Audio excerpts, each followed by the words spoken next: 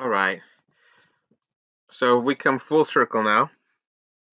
Recall that force is the agent of change. Work is the measure of change. And power is the way of transferring energy from one system to another. So this is a progression of an idea.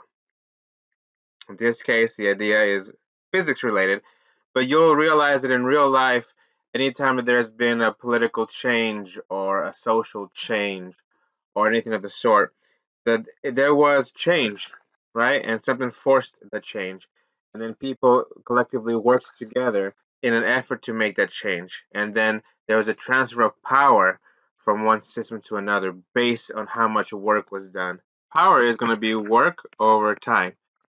Or sometimes it's listed as energy over time. Another way to write power is going to be force times the velocity. Now, if we look at these units, we'll notice that power is work over time. The unit for work is a joule, and the unit for time is a second.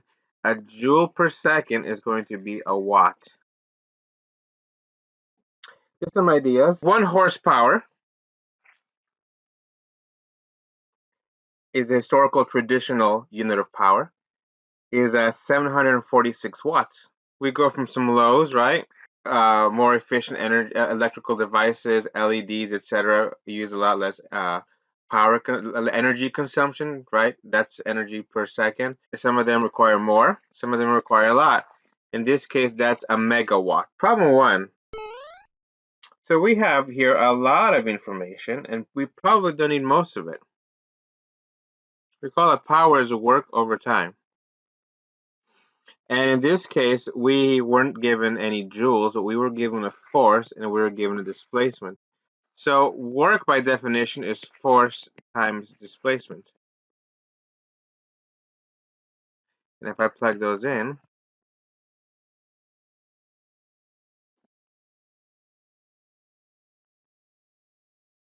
into the calculator, I'm going to get 90 watts. Which is pretty realistic because we said that a human generally would generate about 75 watts, right? One of the big takeaways I need you to get from about power is that power is in relationship to time. Okay, so if, for example, if we went ahead and had a graph and we had work on the y-axis and time on the x-axis, the slope of this graph, the slope would be work over time. The slope would represent power, right? And this is true for energy too. So if I give you a graph, for example, of kinetic energy versus time, that would also represent power. This is because of the work kinetic energy theorem that we discussed previously. Problem two, elevator. Well, this they gave us a velocity, so we should probably do the F times V. But they gave us a mass. In order to convert this mass into a weight or to a force, I'm sorry, we can make it into a weight by multiplying it by 9.8.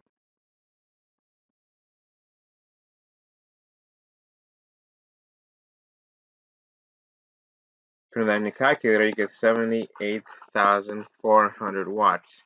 Now, this is a ridiculous amount of power, but we like to express this in smaller terms.